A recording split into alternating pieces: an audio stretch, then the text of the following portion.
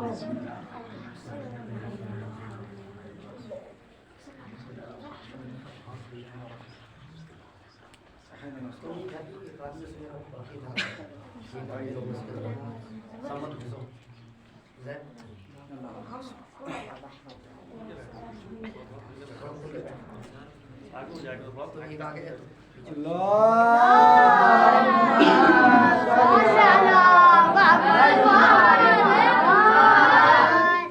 بالله السميع العليم من الشيطان الرجيم بسم الله الرحمن الرحيم الحمد لله الذي هدانا لهذا وما كنا لنهتدي لولا أن هدانا الله لقد جاءت رسل ربنا بالحق والصلاة والسلام على أشرف الأنبياء والمرسلين سيدنا ونبينا وشفيع ذنوبنا وحبيب قلوبنا وطبيب نفوسنا أبي القاسم المصطفى محمد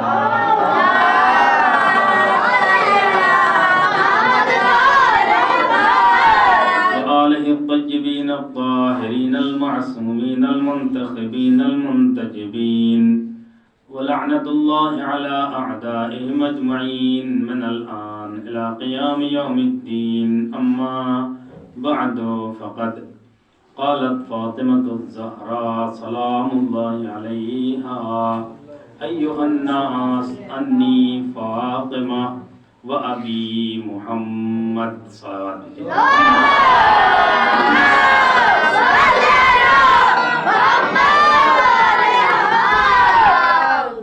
ایضاً گرامی قدر و بزرگان محترم و طلاب عزیز و ارجمند، یہ مرکز علم ہے اور یہ مدرسہ اور یہ جامعہ، اس میں بہرحال اس کے علمی مرکز کے مطابق مجلس کو ہونا جو ہے لازمی ہے. لہذا ہم نے جو عمومی طور پر مجلس کا عنوان جناب زہرا کی مجالس میں بنایا جاتا ہے اس کو چھوڑ کر ایک خاص خطبے کی طرف جو ہے متوجہ کرنے کی کوشش کی ہے، اور انشاءاللہ چند باتیں بی بی زہرا سلام اللہ علیہا نے جو خطبے میں ارشاد فرمایا. سب سے پہلا جو فقرہ بی بی نے دربار میں جا کر اپنے تعارف میں اپنے کو پہچنوانے کے لیے استعمال کیا ہے، چونکہ بہرحال دامن وقت میں گنجائش بھی نہیں ہے اور اتنا طولانی خطبہ ہے، اس میں ساری باتیں نہیں عرض کی جا سکتی، لیکن اپنے تئیں کچھ باتیں عرض کرنے کی کوشش کروں گا. خطبہ فدکیہ جسے کہا جاتا ہے، آپ لوگ بہرحال ان دنوں کے بعد بھی مجالس میں مشغول ہیں، ان خطبہ فدکیہ کو آپ انٹرنیٹ پہ سرچ کر کے ڈاؤن لوڈ کر کے مطالعہ کر کے، ترجمہ ہر زبان میں موجود ہے، اس کا خود مطالعہ کر سکتے ہیں اور اس سے استفادہ کر سکتے ہیں. اس کی شرح موجود ہے کئی صفحے اور پیجز پر. بہرحال علم جب تک انسان جو ہے علم کی طرف آگے نہیں بڑھے گا اس وقت تک اہل بیت اطہار علیہ السلام کی شان سمجھ میں نہیں آئے گی، کیونکہ یہ علوم آل محمد بغیر معلم انسانیت کے حاصل نہیں ہو سکتا ہے، اور معلم انسانیت چاہتا معصومین علیہ السلام ہے. اگر علم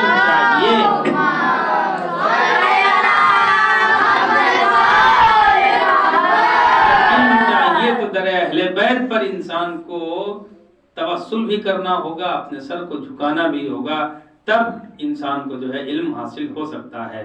بی بی زہرا سلام اللہ علیہا کا وہ فقرہ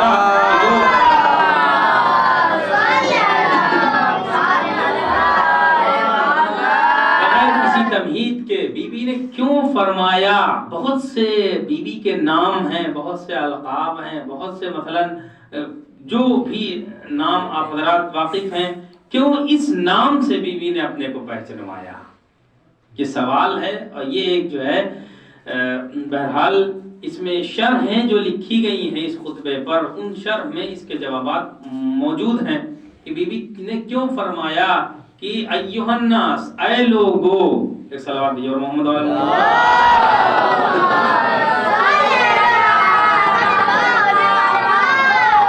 اے لوگو انی فاطمہ، اے لوگو میں جو ہوں یہاں پر دربار میں آئی ہوں، کون ہوں؟ فاطمہ ہوں۔ فاطمہ کے پہلے معنی آپ جان جائیں گے، تب پھر شرح میں آپ کو لے چلوں گا کہ اس شرح میں کیوں کہا گیا، وجہ کیوں بی بی نے اس نام سے اپنے کو دربار میں کیوں پہچنوایا۔ چھٹے امام صادق علیہ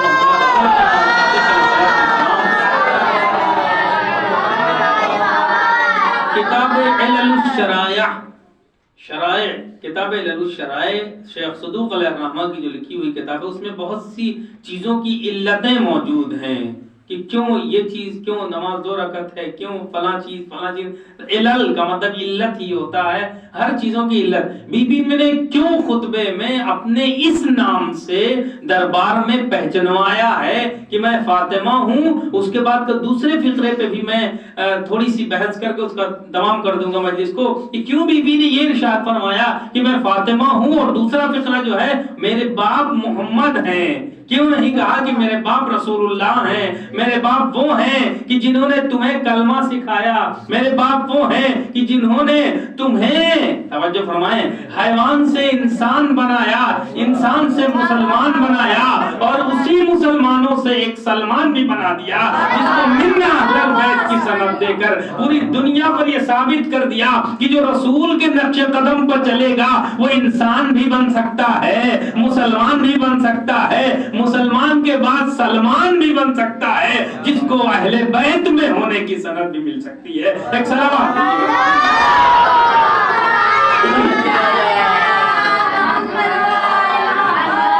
لیکن اتنے فضائل رسول اللہ کے، اتنے القاب رسول اللہ کے، کوئی بھی فضیلت، کوئی بھی لقب نہیں استعمال کیا، بلکہ صرف کہا کہ میں فاطمہ ہوں، ہمارے والد، ہمارے باپ کون ہیں؟ محمد ہیں۔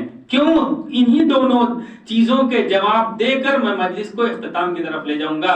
پہلا جواب جو چھٹے امام نے اس کتاب میں دیا ہے کہ بی بی کا جو نام ہے فاطمہ کو فاطمہ کیوں کہتے ہیں، اس کی وجہ یہ ہے کہ فاطم کے معنی ہوتے ہیں کہ چھڑانے والا، اور فاطمہ کے معنی ہوتے ہیں چھڑانے والی۔ کس چیز سے؟ فاطمہ کو فاطمہ اس لیے کہتے ہیں، چھٹے امام نے علل الشرائع میں بتایا، فاطمہ کو فاطمہ اس لیے کہتے ہیں کہ روز محشر بی بی زہرا سلام اللہ علیہا اپنے چاہنے والوں کو نجات دلائیں گی، کس سے؟ آتش جہنم سے، اور صرف نجات ہی نہیں دلائیں گی بلکہ جہنم سے بچا کے جنت کی طرف لے جائیں گی۔ بی بی زہرا دربار میں شاید اس نقطے کی طرف متوجہ کرنا چاہتی ہیں کہ اے لوگو، تم نے ہمارا حق غصب تو کر لیا ہے، تم نے ہمارے بابا کے کلمہ، بابا نے جو سکھایا تھا اس کو سیکھنے کے بعد اس کو فراموش تو کر دیا ہے، لیکن میں وہ ہوں کہ دنیا میں تم جو چاہو کر لو، لیکن آخرت میں بغیر ہماری مرضی کے نہ جہنم سے بچ سکتے ہو نہ جنت میں جا سکتے ہو۔ صلوات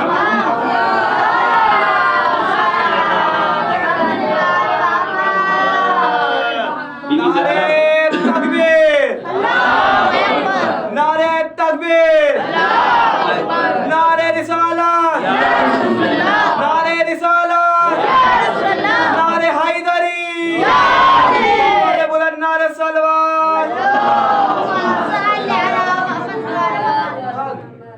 تو اگر دنیا کے علاوہ آخرت کے عذاب سے، آخرت میں جہنم سے بچنا ہے، جنت میں داخل ہونے کی خواہش ہے، تو دامن زہرا سلام اللہ علیہا سے متمسک ہو جائیں، انسان کی دنیاوی مشکلات بھی دور ہو جائیں گی اور آخرت کی بھی مشکل دور ہو جائیں گی، کیونکہ دنیا میں کوئی بھی کسی کا ساتھ دے سکتا ہے، لیکن اس دنیا کے بعد جو دوسری دنیا ہے وہاں سوائے محمد والے محمد کے نہ کسی کو اختیار ہوگا اور نہ کوئی کسی کا ساتھ دے سکتا ہے۔ تو لہذا ہم ایسے کے در سے وابستہ ہیں. یہ ہماری اور آپ کی خوش نصیبی ہے کہ بی بی زہرا سلام اللہ علیہا اور ان کی اولاد طاہرہ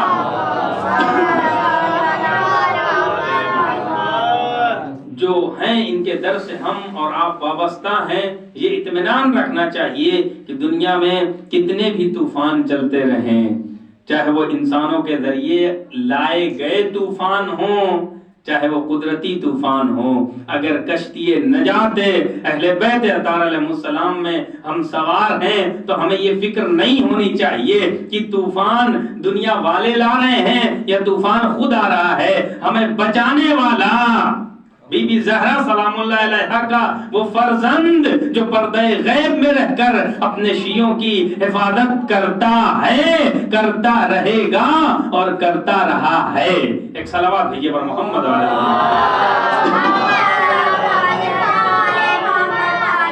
روز جمعہ ہے، امام زمان سے مخصوص ہے اور دھیرے دھیرے جو ہے دن کے ڈھلنے کی طرف ہم بڑھ رہے ہیں. لہذا یہ دن جو امام زمان سے مخصوص ہے ان کا بھی تذکرہ جو ہے مجالس میں ہونا ضروری ہے تاکہ امام کی نگاہ کرم ہمارے اور آپ کے اوپر، اس مدرسے کے اوپر قائم و دائم رہے اور امام زمان کے وسیلے سے آپ تمام حضرات کو اور تمام لوگ جو مولا کے چاہنے والے جہاں جہاں پر بھی مجالس ادائے فاطمہ زہرا سلام اللہ علیہا میں مشغول ہیں، اللہ ان تمام لوگوں کو اپنے حفظ و امان میں رکھے.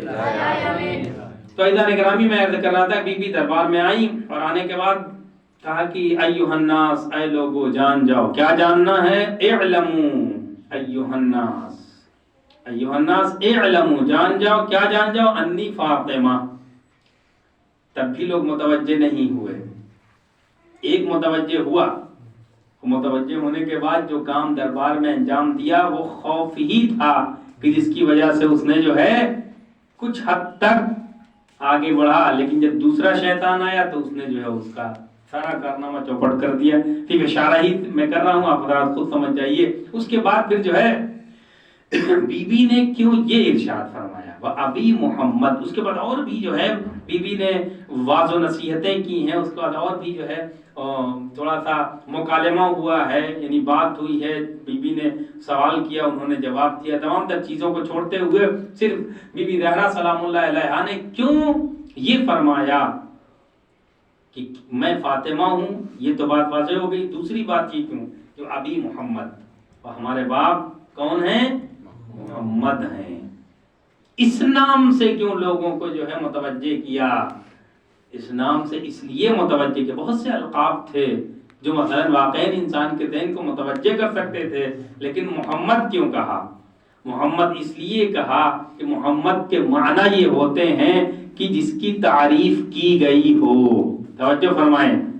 اور جس کی تعریف کے حمد، عربی میں حمد ایک ایسا لفظ ہے کہ جس کو کئی باب میں آپ لے جا کر اس کو جو ہے فاعل، مفعول اور تفعیل اور حمد یحمدو، اس کا فعل ماضی ہے، مضارع ہے. اس کے بعد بہرحال طلاب اکرام موجود ہیں اس لیے یہ بات عرض کر رہا ہوں کہ حمد یحمدو، اس نے تعریف کی، حمد یحمدو تعریف کرتا ہے یا تعریف کرے گا. اسی سے محمد یعنی تعریف کیا ہوا. کس نے تعریف کی؟ توجہ فرمائیں، کس نے تعریف کی؟ ان لوگوں نے کہ جو دربار میں بیٹھے ہوئے ہیں، وہ لوگ ان کی تعریف کے محتاج ہیں رسول اللہ نہیں. کس نے تعریف کی؟ اس نے تعریف کی کہ جس نے پوری کائنات کو خلق کیا ہے. محمد کو محمد اس لیے کہا جاتا ہے کہ ان کی تعریف اللہ نے کی ہے. توجہ فرمائیں. اور اللہ جس کی تعریف کرے اس کا کوئی پوری دنیا ایک طرف ہو جائے اور جس کے ساتھ خدا ہو اس کا کوئی کچھ نہیں بگاڑ سکتا ہے. جس کا نمونہ آپ نظام مقدس جمہوری اسلامی ایران کو دیکھ سکتے ہیں کہ پوری دنیا ایک طرف ہے لیکن نظام تشیع، نظام شیعہ ایک طرف ہے، پوری دنیا چاہتی ہے کہ اس ولائے علی کہنے والے کو، علی ولی اللہ کی صدا جس تہران ریڈیو سے بلند ہوتی ہے، تمام علی کے دشمنوں کے دلوں پہ خنجر چلتا ہے کہ جس علی ولی اللہ کو دباتے ہوئے ہم 1400 سال سے آ رہے تھے، آج کیا ہوا؟ ایک ایسی حکومت وجود میں آئی جس کو پوری دنیا مٹانا چاہ رہی تھی۔ آج صرف ایک حکومت نہیں بلکہ ایک، جو آپ نے کئی سال پہلے سید حسن نصر اللہ کا وہ جملہ سنا ہوگا کہ ہلال تشیع آسمان انسانیت پر نمودار ہو رہا ہے۔ ہلال تشیع کیا ہے؟ حکومت ہلال تشیع، یعنی اس طریقے سے ایران وہاں ہے، اس کے بعد پھر آپ اس طریقے سے آئیں ایران، عراق، سیریا، لبنان، اس ہلال تشیع یعنی حکومت ہلال تشیع دنیا میں نمودار ہو رہا ہے۔ اور جب ہلال تشیع، توجہ فرمائے جملہ ضائع نہ ہونے پائے، جب ہلال تشیع کامل ہو جائے گا تو آفتاب تشیع ظاہر ہو کر تمام ظالمین کو نعرہ حیدری، حیدری اور عظمت آل محمد بلند تر صلوات۔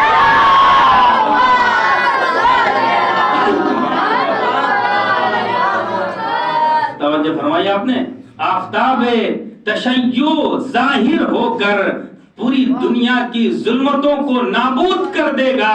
چاہے وہ دنیا یہ سمجھے ہم آئٹم بم رکھے ہوئے ہیں، ہم فلاں چیز رکھے ہوئے ہیں، وہ سب کچھ کام آنے والی نہیں ہے۔ جب وہ ظاہر ہوگا تو صرف ایک ہی چیز کام آئے گی، جس کے دل میں ایمان کی قدرت اور طاقت ہوگی، وہ امام کی پیروی کرتے ہوئے امام کی فوج میں داخل ہو جائے گا۔ جو امام کی فوج میں داخل ہوگا وہی امان بھی پائے گا اور وہی کامیاب ہوگا۔ صلوات پر محمد۔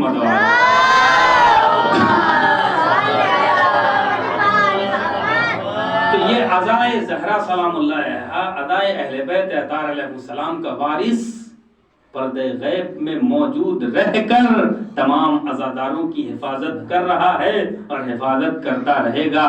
ہمیں اور آپ کو جو ہے اس چیز پہ فخر ہونا چاہیے کہ جو ہم مصروف عزا ہیں، اس عزا کا وارث پردے غیب میں موجود ہے، اور آج کے جو غم گسار ہیں اور پرسہ لینے والے ہیں، ہمارے اور آپ کے مولا و آقا صاحب الزمان عجل اللہ تعالی فرجہ۔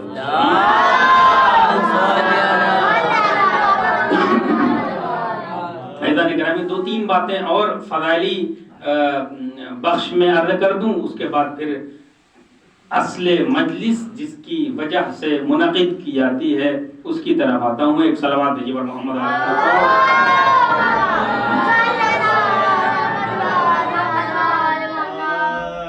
کہ جناب زہرا سلام اللہ علیہ کی جو فضیلت ہے وہ اس حدیث قدسی سے آپ اندازہ لگا سکتے ہیں کہ حدیث قدسی میں اللہ ارشاد فرما رہا ہے کس کو مخاطب کر کے؟ رسول اللہ، لولاک لما خلقت الافلاک، اگر آپ نہ ہوتے تو پوری دنیا کو ہم خلق نہ کرتے۔ لولا علی لما خلقتک، اور اگر علی کو نہ خلق کرنا ہوتا تو آپ کو ہم نہ خلق کرتے۔ اس کے بعد کیا فرمایا؟ لولا فاطمہ لما خلقتکما، اور اگر فاطمہ کو خلق نہ کرنا ہوتا تو ہم تم دونوں کو نہ خلق کرتے۔ یعنی اگر کائنات خلق ہوئی تو رسول اللہ کے طفیل میں، توجہ فرمائیں، اور یہ دونوں جو خلق ہوئے بی بی زہرا سلام اللہ علیہا کے طفیل میں، اب پوری دنیا جو چاہے وہ رزق پا رہی ہو، چاہے وہ سانس لے رہی ہو، چاہے وہ جو بھی نعمتیں پا رہی ہو، وہ صدیقہ کبریٰ فاطمہ الزہرا سلام اللہ علیہا۔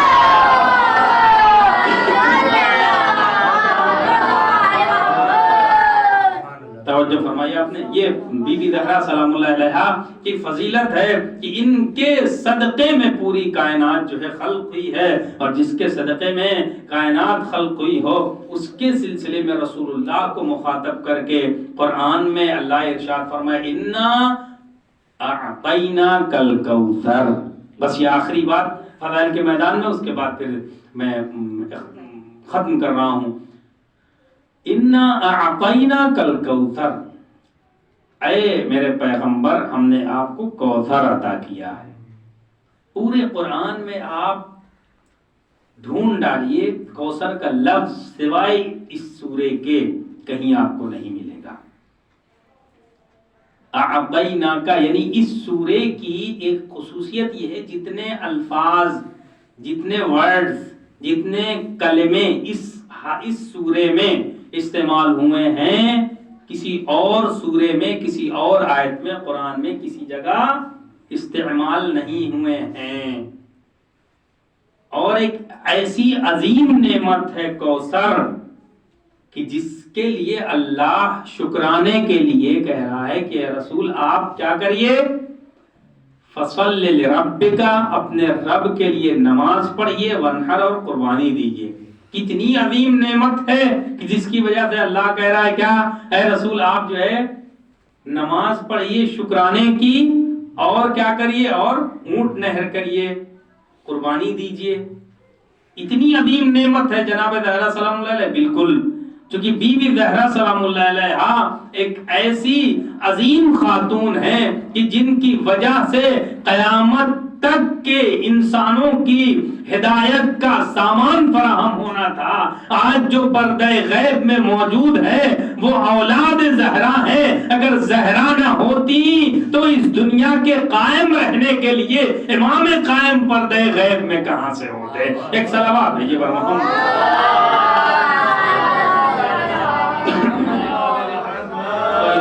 جناب زہرا سلام اللہ علیہ کی وجہ سے دنیا جو آج قائم ہے. لولا الحجہ لما، اگر حجت خدا زمین پر نہ ہو تو زمین دھس جائے اور زمین فنا ہو جائے، ختم ہو جائے. جب زمین ہی فنا ہو جائے گی تو دنیا کیسے باقی رہے گی؟ تو پتہ چلا کہ جناب زہرا سلام اللہ علیہ کے فرزند کی وجہ سے یہ دنیا قائم ہے. اور اگر وہ نہ ہو تو دنیا ختم ہو جائے گا. جس کی وجہ سے دنیا قائم ہے. آج کا جو دن ہے 3 جمادی الثانیہ، اس دن ہم اور آپ مضطرب اور اضطراب کی حالت میں مجالس عزا برپا کر رہے ہیں، اور جگہ جگہ ہم مجالس عزا میں مشغول ہیں. تو ذرا اندازہ لگائیے کہ جس کی جدہ کے ساتھ اس دنیا والوں نے ظلم کیا ہو ان کا کیا عالم تھا. چونکہ روز جمعہ ہے اتفاق سے، اس لیے ہم اور آپ اس دن کے اصلی وارث ہمارے مولا و آقا صاحب الزمان پرسہ لینے کے لیے ہمارے اور آپ کے درمیان آئے ہیں کہ اے میری جدہ کے چاہنے والوں، تم نے ہماری جدہ کے ادا کا اہتمام کیا ہے، دعائیں دے رہے ہوں گے. یہی دنیا والے تھے کہ ہماری جدہ جب دربار میں اپنا حق مانگنے کے لیے گئی تھی تو ہماری جدہ نے کہا کہ میں کھڑی رہی، لوگ بیٹھے رہے، کسی نے یہ نہ کہا ارے جس بی بی کے لیے رسول کھڑے ہو جاتے ہو اپنی جگہ پہ بٹھالتے ہو بعد رسول. اس بی بی پہ یہ وقت آ گیا ہو کہ دربار میں اپنا حق مانگنے کے لیے جائے، کوئی یہ نہ کہے کہ بی بی آپ بیٹھ جائیے. بی بی زہرا سلام اللہ علیہ کھڑی رہیں، یہاں تک کی روایت کہتی ہے کہ پیروں میں ورم آ گیا.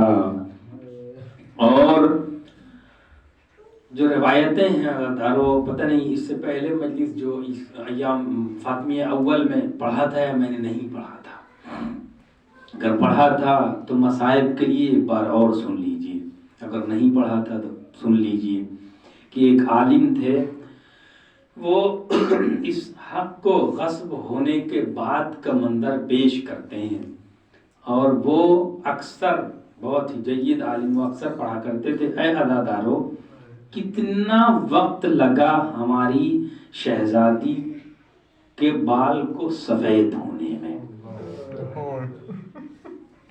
کیا کسی 18 سال کی خاتون کے بال سفید ہوتے ہوئے دیکھا ہے؟ کیا کسی 18 سال کی خاتون کی کمر خمیدہ دیکھی ہے؟ 18 سال تو بہت دیر ہے، بہت وقت ہے۔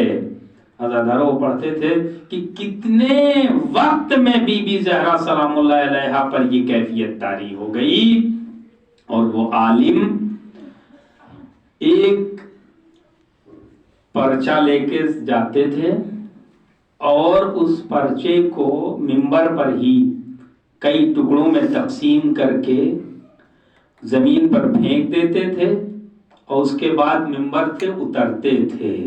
عزادارو اگر سوچ لیا آپ نے اس مصائب کو تو واقعی جب بھی سوچیں گے، جب بھی یاد آئے گا تو ہمیشہ مغموم ہو کر گریہ کریں گے۔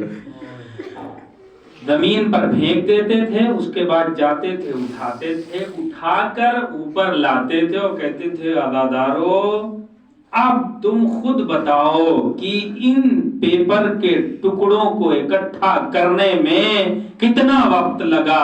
جتنا وقت ان پیپر کے، ان کاغذ کے ٹکڑوں کو اکٹھا کرنے میں لگا، بس اتنے ہی وقت میں ہماری شہزادی کی کمر خمیدہ ہو گئی، ہماری شہزادی کے بال سفید ہو گئے۔ عزادارو ارے وہ وقت تھا، دربار سے آ رہی تھی، ایک ملعون راستے میں، کہاں گئی تھی؟ کہا دربار میں گئے تھے، کیا ہوا؟ کہا حق مل گئے، لائیے دیکھے کہاں ہے۔ ملعون نے دیکھا، چند ٹکڑوں میں پھاڑا، پھینک دیا۔ بی بی ارے اس غم کو برداشت نہ کر سکی۔ امام سے پوچھا گیا مولا آپ کیوں فلاں گلی سے نہیں گزرتے ہیں؟ کہا یہی وہ گلی ہے جس گلی میں ہماری ماں کے ساتھ بے حرمتی کی گئی، اس کے آگے اگر پڑھیں گے عزادارو تو دل پاش پاش ہو جائے گا۔ امام فرماتے یہی وہ کوچہ ہے کہ جس کوچے میں ارے میری مادر گرامی کے رخسار پہ تماچے لگے اور ہماری مادر گرامی کی چادر خاکی ہو گئی۔ یعنی ملعون نے ایسا ظلم کیا، حق تو چھینا ہی تھا، حق جو مل گیا تھا اس لکھے ہوئے کاغذ کو پھاڑ کے زمین پہ پھینکا ہی تھا، لیکن جب بی بی آگے بڑھتی ہے، اس کو لینا چاہتی ہے، اس ملعون نے اس کوچے میں بی بی کے اوپر ایسا ظلم کیا کہ زمین و آسمان تھرا گئے۔ عزادارو وہ بی بی ان تمام مظالم کو سہ کر گھر پہ آ تو گئی۔ مولا علی علیہ السلام اپنے گھر میں موجود تھے، لیکن عزادارو جو وقت اس سے پہلے میں نے جو فاطمی اول میں پڑھا تھا کہ بی بی کی پسلیاں شکستہ تھیں، جب دربار میں گئی ہیں بی بی اور بی بی کے اوپر جو آگ اور لکڑیاں لائی گئی تھی وہ سب سارے مظالم ہو چکے تھے، اس کے بعد بی بی دربار میں گئی تھی۔ جس بی بی کی پسلیاں شکستہ ہوں وہ اتنی دیر دربار میں کیسے کھڑی رہ گئی، یہ اندازہ ہم اور آپ نہیں لگا سکتے۔ عزادارو بی بی آئی تو، لیکن آنے کے بعد مولا علی علیہ السلام نے پوچھا اے بی بی زہرا، اے فاطمہ کیا تمہارا حق تم کو دے دیا گیا؟ بی بی نے سر کو جھکا لیا، اے ابوالحسن حق تو مل گیا تھا، لیکن اس کے بعد کا منظر بی بی نے نہیں بتایا۔ میں کہتا ہوں مولا ارے آپ سے صدیقہ نے بہت سے مظالم نہیں بتائے، جب بی بی دنیا سے جا چکی ہوں گی، ارے جب آپ غسل دے رہے ہوں گے تب اندازہ ہوگا بی بی کے ساتھ اس امت نے کیا کیا مظالم کیے تھے۔ روایت کہتی ہے ارے بی بی اس واقعے کے بعد مولا علی علیہ السلام کے سامنے ارے اس پورا چہرہ کھول کر سامنے نہیں آتی تھی، کہیں تماچے کے نشان کے اوپر علی کی نظر نہ پڑ جائے اور علی کو غیظ آ جائے کہ بنت رسول کے ساتھ یہ کیا ہوا.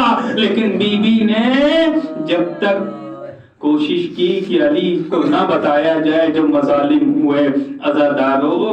یہی وجہ ہے کہ جب مولا علی علیہ السلام سے بی بی نے وصیت کی کہ دفن لی لیلن کفن لی لیلا،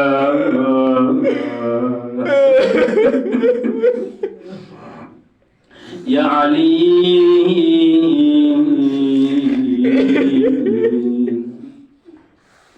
انا اعلم بعدنی انت وحیدا، علی مجھے معلوم ہے آپ ہمارے بعد تنہا ہو جائیں گے، آپ کا کوئی منگیس و مددگار نہ ہوگا.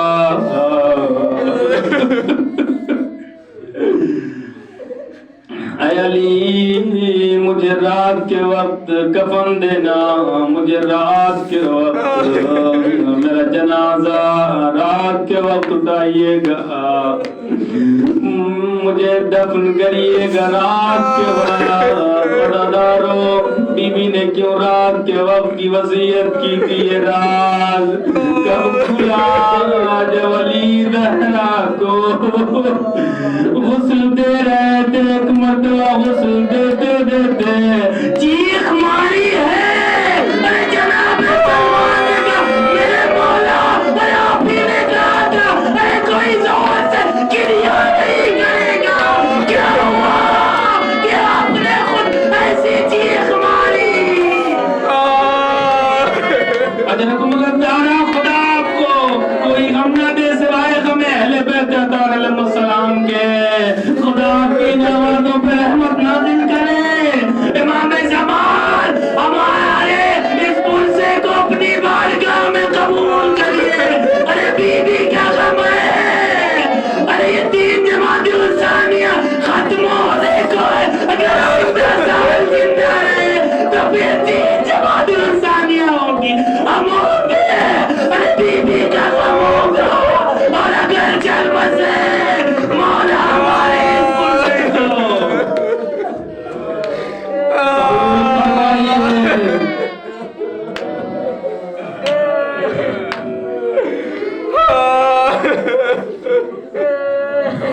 لوگوں نے آ کے پوچھا مولا کیا وجہ تھی؟ علی نے بتایا تو نہیں، لیکن زبانی بے زبانی کا زہرا کے اوپر اتنا ظلم ہوا، مجھے کوئی خبر نہ ہوئی، پسلیاں شکستہ تھی، بازو پہ درے کے نشان تھے، مجھے خبر نہ ہوئی. عزادارو، غسل دیا گیا، کفن دیا گیا. عزادارو، تصور شرط ہے، جنازہ آمادہ ہوا. ہمارے اور آپ کے یہاں بھی رسم ہے آخری دیدار کی. کہا جاتا ہے آخری مرتبہ دیکھ لو، آخری مرتبہ دیدار کر لو. ایک کے بعد آتے رہے، جب سب آ چکے، ایک مرتبہ غریب مادر حسین کنارے گھڑے ہوئے ہیں، کہتے کہ جب تک اماں مجھے نہ بلائیں گی اس وقت تک حسین نہ جائے گا.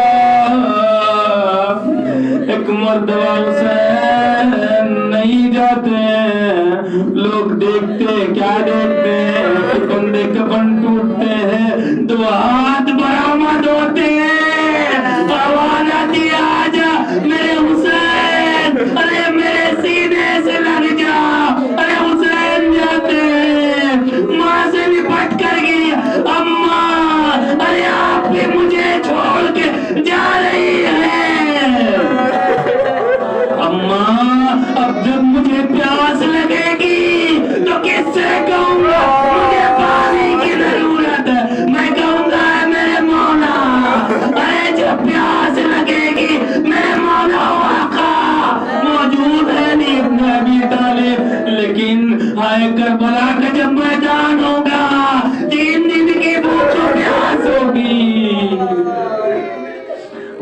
اور زہرا تو موجود ہوں گی لیکن کوئی نہ ہوگا جو پانی حسین کو لا کے دے سکے. اجرکم الزہرا. خدا آپ کو کسی غم میں نہ لائے. ایک مرتبہ آسمان سے آواز آتی ہے یا علی زہرا سے حسین کو جدا کر لو. فرشتوں میں تلا تم بپائے حسین کو جدا کیا گیا. تصور شرط ہے دادا جس طریقے سے ہم اور آپ اس جگہ پر تاریکی کا عالم ایک احساس کرنے کے لیے بیٹھے ہوئے ہیں تاکہ جناب زہرا کی مظلومیت کا اندازہ لگا سکے. اس گھرانے کی مظلومیت یہی ہے عزادارو. جب جنازہ اٹھا ہے تو آخری وقت میں چاہنے والوں کی خواہش ہوتی ہے, جو ورثہ ہوتے ہیں ہمارے والد کے یا ہمارے جو بھی دنیا سے جاتا ہے, کہا جاتا ہے ہمارے والد کے جنازے میں اتنی بھیڑ ہوئی, فلاں کے جنازے میں اتنی بھیڑ ہوئی. لیکن اہل بیت علیہ السلام کے گھرانے کی مظلومیت یہی ہے جب اس گھر سے جنازہ اٹھا ہے تو سوائے چند لوگوں کے اس سے بڑی مظلومیت کیا ہو سکتی ہے عزادارو. جنازہ اٹھا بس عزادارو چند لمحے امام زمان کو تصور کر کے پرسہ دے لیجیے عزادارو. 3 جمادی الثانیہ ہے, وقت عصر قریب ہے یا وقت عصر آ چکا ہے. امام عصر کو ان کی مادر گرامی کا پرسہ ہم اور آپ دے رہے ہیں. امام زمان کی دعائیں ہمارے اور آپ کی زندگی میں شامل حال ہوں گی عزادارو. تو لاب ذویل احترام تشریف فرما ہے, مومنین کرام تشریف فرما ہے عزادارو. جنازہ اٹھا اور جنازہ کس طریقے سے اٹھا, چند لوگ ہیں اور جنازہ لے کے چلے. بس عزادارو جب چند لمحے ہوتے ہیں, چند وقت ہوتے ہیں جب انسان چیخیں مار مار کے گریا کرتا ہے. ایک وقت وہ ہوتا ہے جب فوراً پتا چلتا ہے کہ فلاں صاحب کا انتقال ہو گیا. کوئی بیٹا سنے ہماری ماں کا انتقال ہو گیا, پھر اسے کوئی روک نہیں سکتا ہے رونے سے. یہاں بھی حسنین کریمین کو بی بی زینب, بی بی ام کلثوم کو روکا گیا, چیخ کے نہیں رونا ہے. کیوں؟ وہ لوگ جنازے میں شامل نہ ہو جائیں جن لوگوں نے ظلم کیا ہے. جب جنازہ اٹھتا ہے کہا جاتا ہے بیٹیاں جنازے کی شان ہوتی ہیں, گریا کرتی ہیں بلند آواز میں. کوئی بی بی زینب کے دل سے پوچھے ارے مادر گرامی کا جنازہ اٹھ رہا ہے, لیکن ارے بلند آواز میں نہ گریا کر سکتی ہے. سسک کے آستینوں میں ارے منہ ڈال کے گریا کر رہی ہے. حسنین کریمین دل تو چاہتا ہے کہ ایسے روئے کہ آسمانوں تک آواز جائے, لیکن مجبوری ہے جو رونے نہیں دے رہی ہے. جنازہ اٹھا عزادارو, قبر آمادہ تھی جس جگہ پر, اس جگہ پر دفن کر دیا گیا. میں کہتا ہوں یہاں پر امام علی موجود تھے, حسنین کریمین موجود تھے, جنازہ اٹھا دفن کر دیا گیا. لیکن غریب مادر حسین کا جنازہ کربلا کے میدان میں 3 دن تک بے گور و کفن پڑا رہا. کوئی نہ تھا جو حسین کو آ کر کفن دے دیتا, جو حسین کو آ کے دفن کر دیتا. عزادارو بس ایک منظر اور پیش کر,